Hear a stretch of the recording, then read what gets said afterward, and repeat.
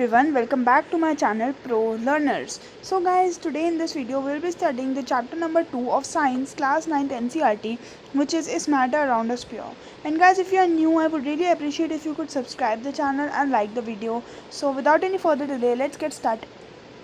So first of all, chapter is Matter Around Us Pure. What does this chapter basically tells you? As from the name, we can suggest that this chapter tells you that is the matter around you which you see, is that matter pure or not. For example, you can see this salt packet, you can see this milk packet, you can see this and this ghee packet. I'm sorry I said that milk, it's ghee, this milk and the salt packet. Now these all have the word pure on them. Pure, this is extra ionized, pure. So everything according to them, for example, the manufacturers of these things, they think that everything is pure. But as per the scientist view, actually these things are not pure. This is not pure. This is not pure. This is also not pure. Now you might wonder why it is written that they are pure, but still they are not pure. Yes, they are not pure. This is because if we look at the scientist perspective, then anything which is pure consists of only one single type. Okay, only one single type of characteristics inside it. So let us just read the NCERT book PDF and let me show you what does it actually means. Have you ever noticed the word pure written on the packs of these consumables? For a common person, pures mean having no alliteration, but for a scientist, these things are actually mixtures of different substances and hence not pure. For example, as you can see here, milk is actually a mixture of water, fat, proteins, etc. When a scientist says that something is pure, it means that all the constituent particles of the substances are same in their chemical nature. So that means if anything is pure, that means all the substances inside it are of one type. Okay, are of one type, then that thing will be considered as pure. For example, milk. So milk is not pure because it consists of water, fat, proteins, etc. So hence milk is not at all pure because it consists of various substances inside it, and we don't call it as pure. So here was a basic like a briefing about the what is pure. Now we come to what is a mixture. Mixtures are constituted by one or more kind of particles. What are mixture? Mixtures are constituted by more than one kind of matter, pure form of matter. That means what is a mixture? For example, if you are making nimbu pani, lemonade, okay, so you're gonna take a glass. In that glass, you're gonna put some amount of water. Then you're gonna crush the lemon and put some lemon inside it. Then you're gonna put some sugar, and then some salt, and then you're gonna mix it all together, and that is gonna give you a lemon water. So this is what is a mixture. That means a mixture of many things. Okay, whether it is 2, whether it is 4, whether it is 10, anything which are mixed up together, they are called as a mixture. Okay, so now there are different types of mixture also, but before that, however, sodium chloride, okay, so here is an example given in your book. So as you can see, mixtures are constituted by more than one kind of pure form of matter. We know that dissolved sodium chloride can be separated from water by the physical process of evaporation. So if there is sodium chloride dissolved in water, so we can separate it by the process of evaporation. Okay, but sodium chloride itself is a pure substance. Sodium chloride is a pure substance and cannot be separated. So sodium chloride, we are calling sodium chloride a pure substance. What does it mean? It means that sodium chloride is containing only one type of particles. There are no mixtures inside it. There is only one type of chemical composition inside it. Soft drinks and soil are not single pure substances. Whatever the source of pure substance may be, it may always have the same characteristics and properties. So any substance which is pure, it should have the same characteristics and properties. Therefore, we can say that a mixture contains more than one type of pure substances. So that's why we say that it is not pure. Now here is this small activity given. I'm not actually putting so much attention. I'm telling the main points of this chapter. Now we come to what is the solution. A solution is a homogeneous mixture of two or more substances. You come across various types of solution in your daily life: lemonade, soda, water, etc. All are the examples of solution. Okay, so what are solutions? Solutions, as we have just read, that soda water etc., all are the examples of solution. Usually we think of a solution as a liquid, then either a solid, liquid or gas dissolved in it, but we can also have a solid solution. Okay, now what we mostly think that the solution is what, that two or more substances are dissolved, and when they mix together they form a solution, right? So we usually think that, but there are solids also which can be a solution. There is one solid which is a solution, and that is alloy. Alloys are a mixture of two or more metals and cannot be separated, so they are known as a solution. Solutions cannot be separated. Okay, solutions cannot be separated. A solution has a solvent and a solute. Now what is a solvent and what is a solute? So basically, as you can see this example, a solution of sugar in a water is a solid and liquid solution. In this solution, sugar is the solute and water is the solvent. So for example, you are taking a glass. This is your glass. There is water inside this glass. You are putting some sugar inside this glass. So the sugar particles are going and soon they are going to settle down. Now, can you tell me that what is water and what is sugar particles? So basically, water in this case is the solvent. That means the base. For example, this is a huge tub. There is water inside it, and we are dissolving some, like you can say, chemical powder inside it. So the powder is being dissolved in the water. So that means water will be the solvent and powder will be the solute. So remember this, that the substance which is being dissolved, okay, which is like you are putting, for example, this is a glass, you are having water, you are putting some anything inside it. So the thing which you are putting, that is a solute, and water here is the solvent, and mostly solvent is present in a larger quantity. For example, if I'm making like a lemonade, so you will always like obviously put water in a large quantity, right? So this was about solute and solvent. Now properties of a solution. A solution is a homogeneous mixture. The particles of a solution are less than 1 nanometer.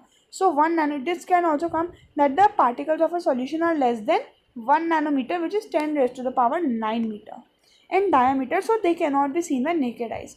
Because of very small particles, the light cannot scatter. So homogeneous mixtures do not scatter light. Okay, if you pass a light through any homogeneous solution, so the light is not going to scatter.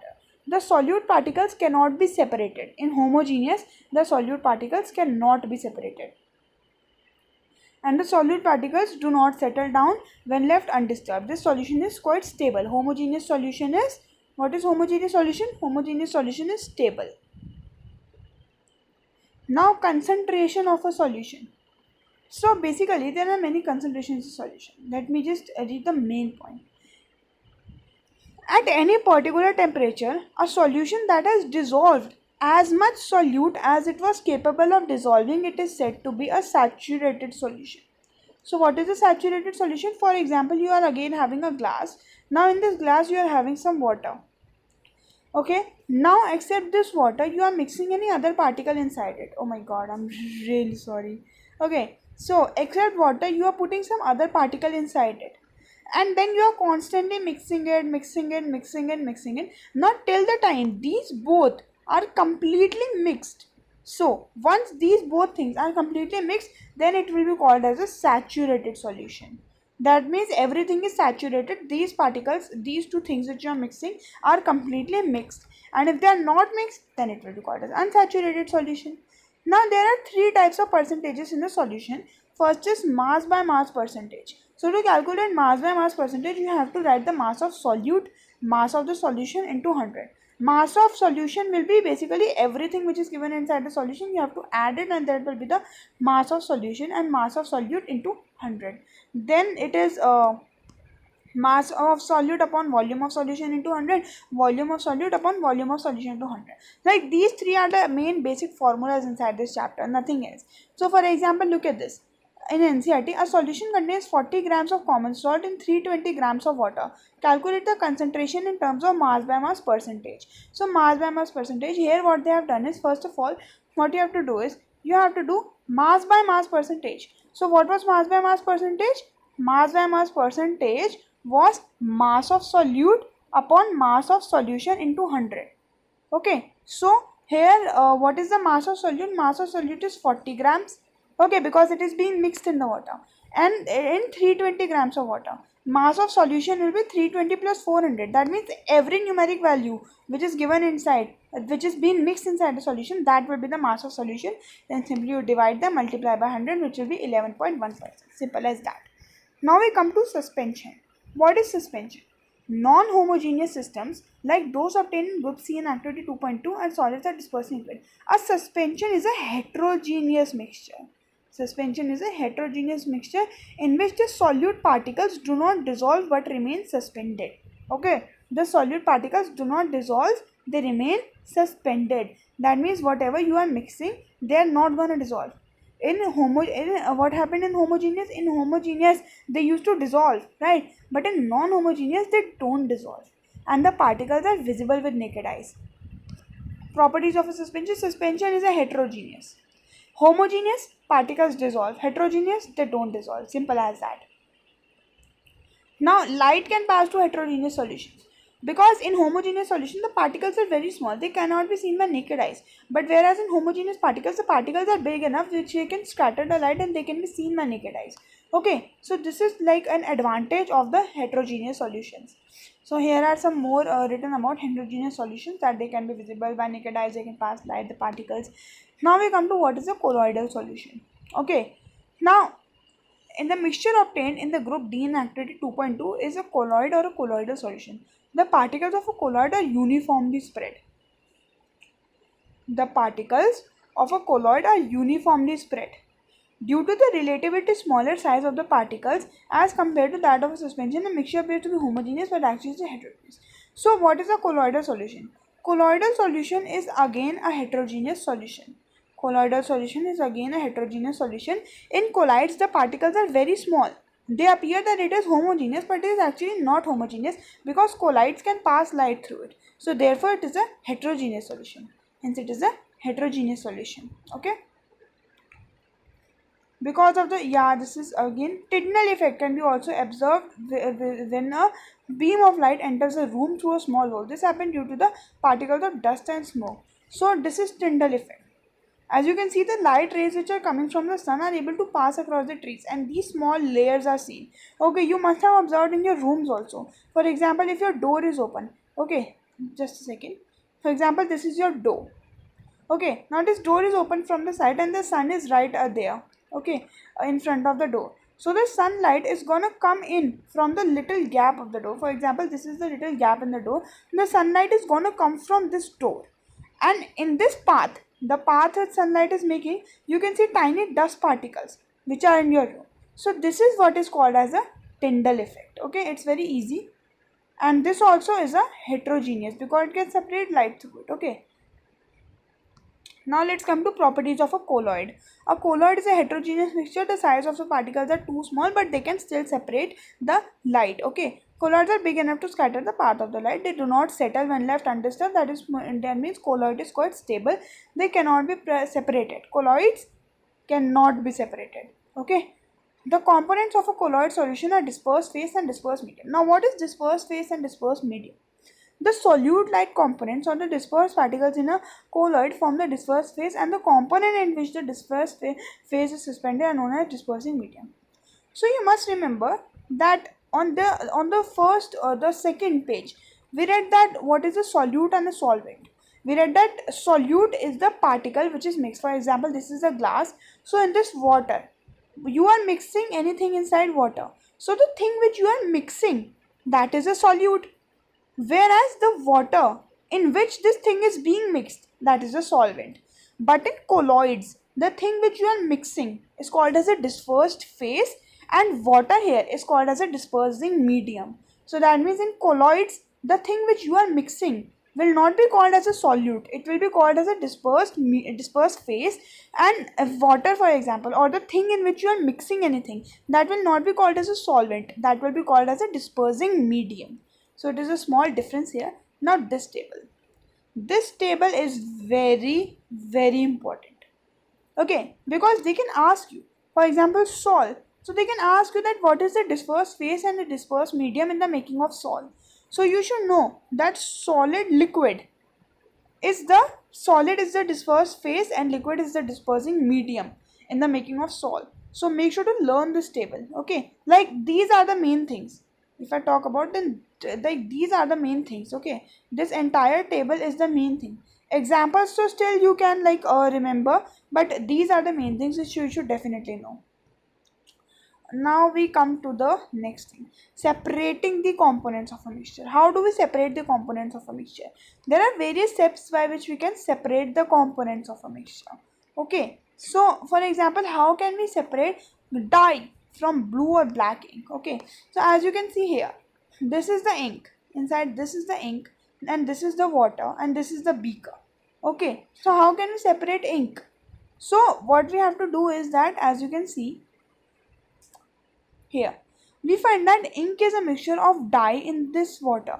Thus, we can separate the violet components from the non-violet solution by the method of evaporation. So, we can separate ink or dye from blue or black ink in water with the help of evaporation. That means we can evaporate and then we can separate. Now, how can we separate cream from milk? To separate cream from milk, that process is known as centrifugation. Okay, so to separate cream from milk, there is a simple process which is known as centrifugation.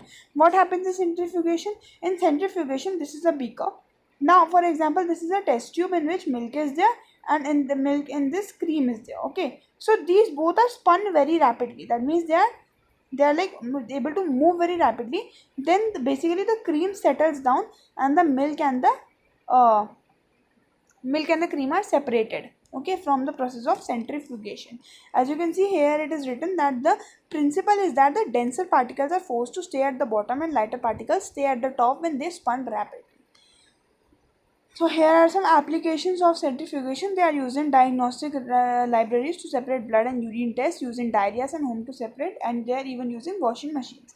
How can we separate mixture of two immiscible liquids? So what is immiscible liquids? Immiscible liquid is basically that the liquids which cannot be mixed. So they can be separated by a separating funnel. So this is a separating funnel. For example, oil and water. So this is oil and this is water. Now oil and water cannot mix. They will form layers. For example, this is oil and this is water. Just a second, I'll explain it. For example, this is oil. This is oil. And this is water. So they are not gonna mix. They are form layers. Okay. For example, here you can see like this is oil, and this is water.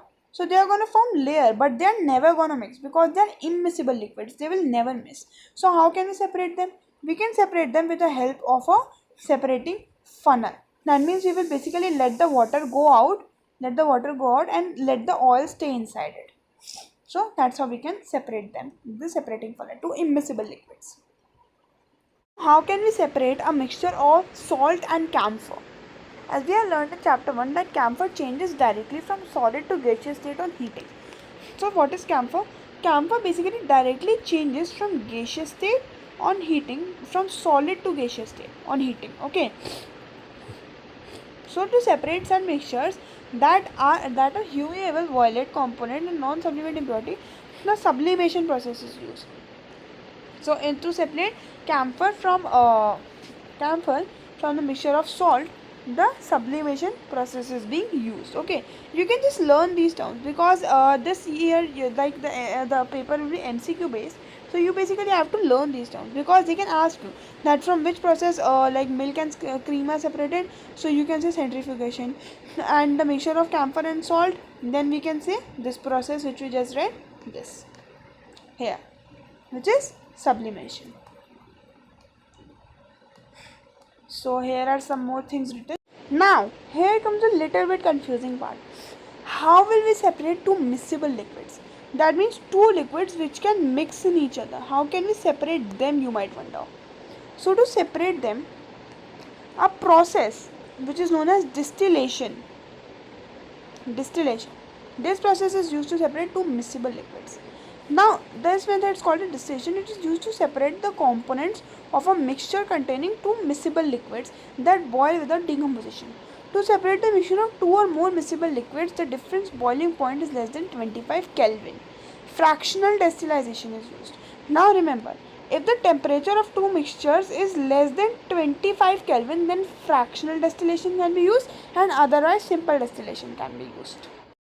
Now we come to how can we obtain pure copper sulfate from an impure sample.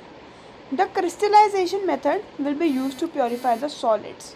Okay, for example, the salt we get from the seawater may have impurities inside it, right? So to remove these impurities, the process of crystallization is used. So what does crystallization do?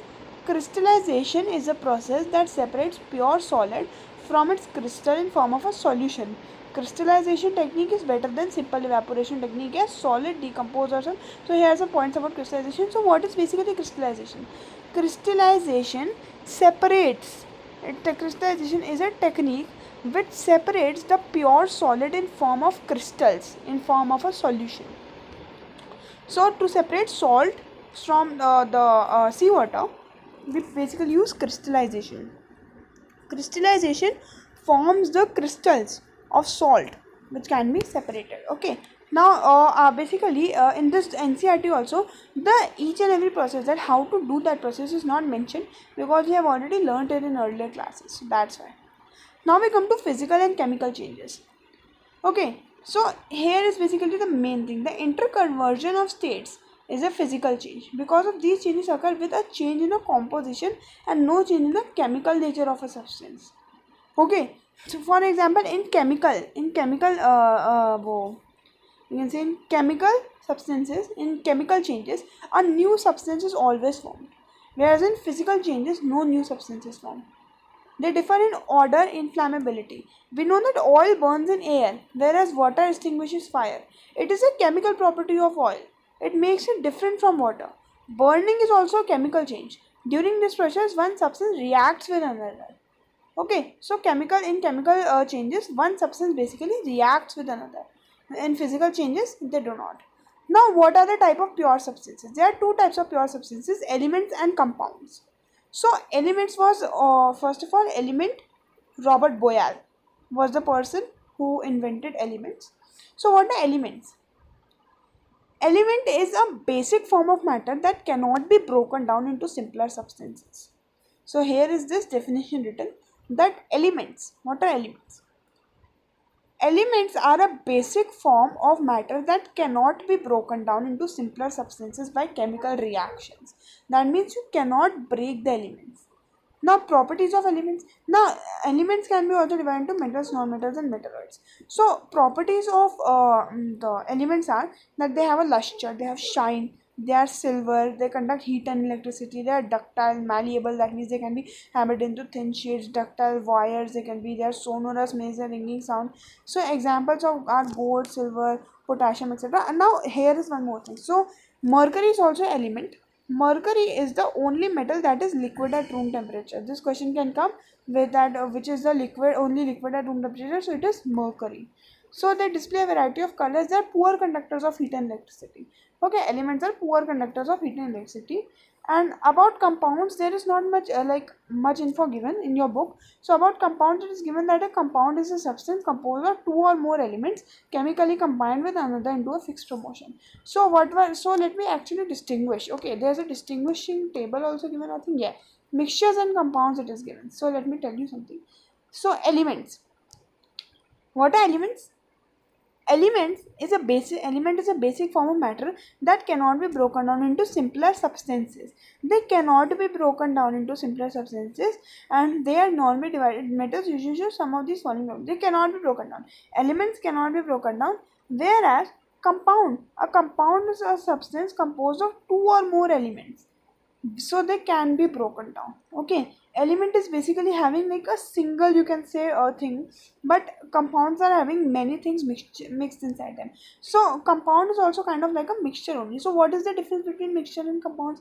The difference between mixture and compound is that in mixtures, elements or compounds just mix together and no new compound is formed. As you can see, elements and mixture mix together and no new compound is formed in a mixture, whereas in compounds, elements react to form new compounds.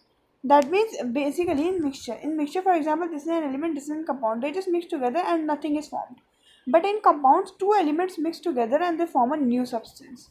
Okay, this is you can say a major difference. A mixture has variable composition. Compounds, the composition of each new substance is always fixed in compounds. A mixture shows the properties of a constituent substances. Compounds, the new substance has totally different properties. That means in mixtures. So in mixture, what basically happens, for example, I am mixing two things. So the new product which will be fine in mixtures, they will show property of any of one substances. Whereas in compound, if I am mixing two elements, okay, two elements and compounds, elements react to form new compounds. So I am mixing up two elements. So the substance which they will form, that substance will have no relation with these two elements. So this is also a thing between mixtures and compounds. Now the last point is mixtures. The constituents can be separated easily by physical methods. In compounds, the constituents can be separated only by chemical or electrochemical reactions.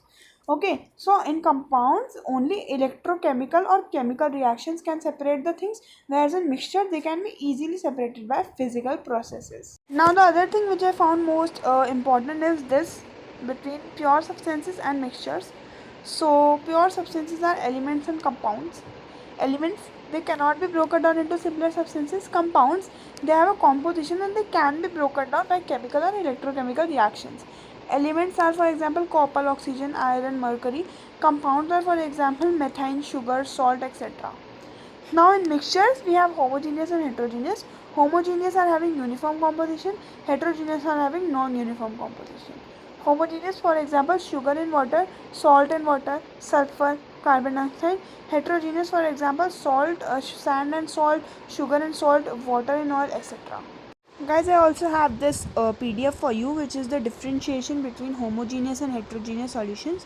So homogeneous particles are distributed uniformly. Solute particles can't be seen. Example, water plus sugar, milk plus turmeric. It can't be separated physically. And in heterogeneous, particles are distributed non-uniformly. Particles can easily be seen. For example, salt and sand and water. In this, basically the sand is going to sink at the bottom, so they both can be seen. It can be separated out physically. And here is also written that homo means particles do not scatter, and hetero means particles scatter a beam of light. So guys, that's it from my side for the chapter number 2, matter around us pure. I hope that you like this video. Make sure to subscribe, leave a like. Have a great day. Bye.